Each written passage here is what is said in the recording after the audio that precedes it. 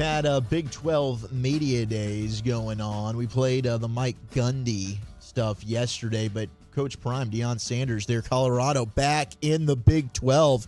And Coach Prime and Texas Tech head coach Joey Maguire do go way back. They have a history as Deion Sanders Jr. played for Coach Maguire at Cedar Hill. Of course, Coach Prime, taken to the podium, asked about Texas Tech and Joey Maguire, and, well, he had some high praise for the head coach. Being at the Big 12 meetings and getting a chance to meet a multitude of these head coaches that have just welcomed me with open arms, they have been phenomenal. And Joey Maguire, my son, Junior. Where you at, Junior? Where you at, Junior? Well Off Media. He played for Coach Maguire in high school. And Joey has been the same consistent, great coach that he's always been. Joey, if you're out there, I love you. I appreciate you. You keep on doing what you do. Except when we come to play you, I want you to keep on doing your thing. But I love you, man. I really do. And you're doing a wonderful work down there, Texas Tech.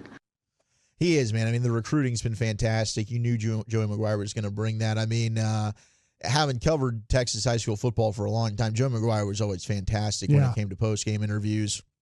Him and Coach Walsh at Denton Geyer were two of the best that were able to kind of give you great insight all the time. And even Coach Todd there at South Oak Cliff, I thought was really good as well. We got to catch up with Coach Todd after one of their wins over, I think it was one of the Frisco schools. They're at the Star, and that was before South Oak Cliff really started taking off and winning state championships. And you could tell, like, Coach Todd had the plan in place. He had the mission. He saw the goal, and now it's been awesome to see what the Golden Bears have been able to do. Now, Shedeur is the top-rated quarterback in EA Sports College Football 25. 93 overall.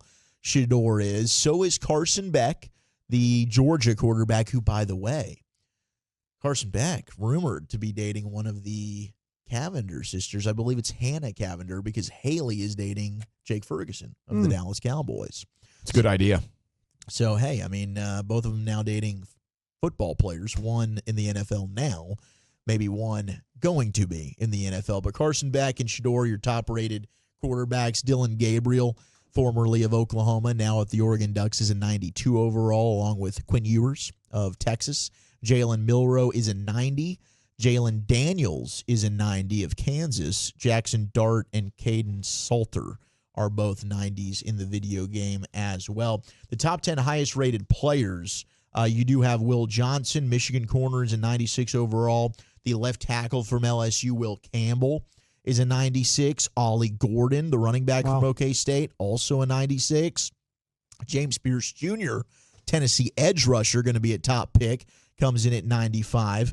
Caleb Downs, safety / running back at Ohio State, is a 95. And then Travis Hunter is also a 95 overall. I thought Travis Hunter might be the highest rated player overall in the video game. That thing is going to come out soon, and we cannot wait, as that's going to be amazing. This was interesting. I'm starting to see a lot of buzz about this, but Clemson and Florida State could be headed to the Big 12. Now, there's some other reports of, like, maybe Miami, Notre Dame, but I really think Florida State and Clemson are the two that seem to be for sure. There's momentum building. They're desperate to leave the ACC, and I do believe that the Big 12 is the one that is going to try and lure them over. Now, their money is an obstacle here.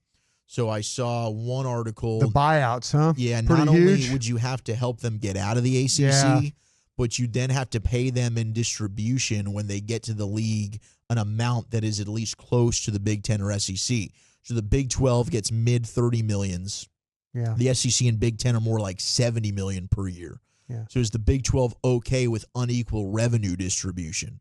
Would they be okay with paying Florida State and Clemson 10 to 20 more per year in the millions compared to some of the other schools?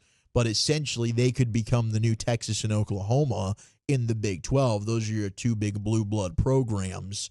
And, well, I mean, it does seem like everything's trending towards this, right? We're just going to have these super conferences. Maybe if they move, then you have Miami end up going with them and Notre Dame going with them. But that's the big headline today about college football conference expansion, is Clemson and Florida State about to join the Big 12. If I was Greg Sankey, of the SEC, I'm on the horn. You're trying to get them to the SEC? I'm trying to get Clemson and Florida State, because now you're talking about the SEC is about, not only is about the football, but it's about all the other programs involved.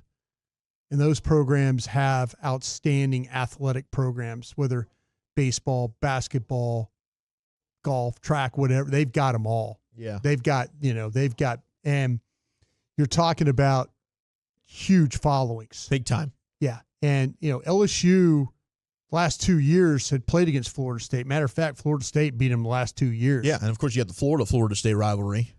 It's great.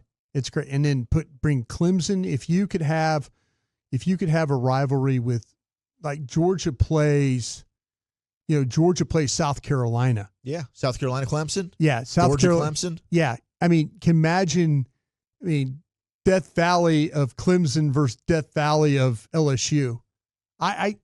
Man, those are two programs of, like, ACC schools that, if I was the SEC, those are the ones I want. Yeah. Because they bring a lot to the conference. They sure do. Overall, and their football programs are outstanding as well.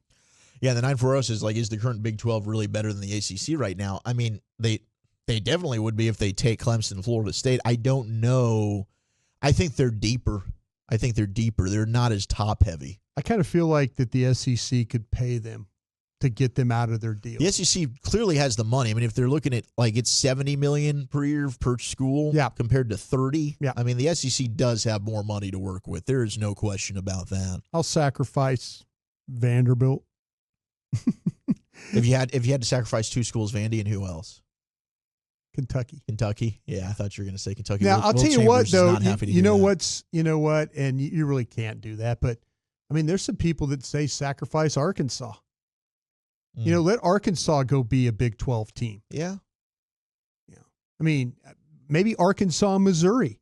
I know Brad Sham and Mickey and Danny Surratt and all those Missouri folk are, no, wait a minute, Brian, stop. Because they'd kind of like to keep Vandy for the academics. Missouri was a Big 8 team for a long time. They were. I mean, Mizzou came from the Big 12. Yeah. Arkansas. Yeah. Southeast Conference. Yeah. So the Southwest Conference. Yeah. I would sacrifice. There's ties there. But I might sacrifice Missouri and Vanderbilt. Okay. And keep Arkansas in this thing with Kentucky, because Kentucky I need for my basketball.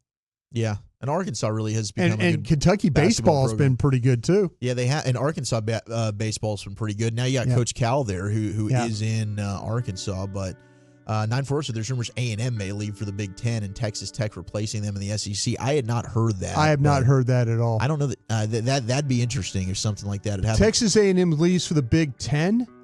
Is that to get away from Texas? It seems like maybe they continue to try and just get away from Texas. It's weird. Yeah, it's a weird bit there. Very weird. My gosh, this has happened again at Georgia.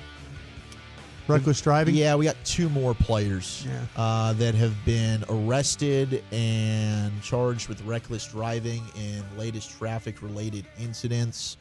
The pair of arrests mark 20 separate incidents in which someone associated with the Georgia football program has been arrested for traffic-related offenses since January of 2023.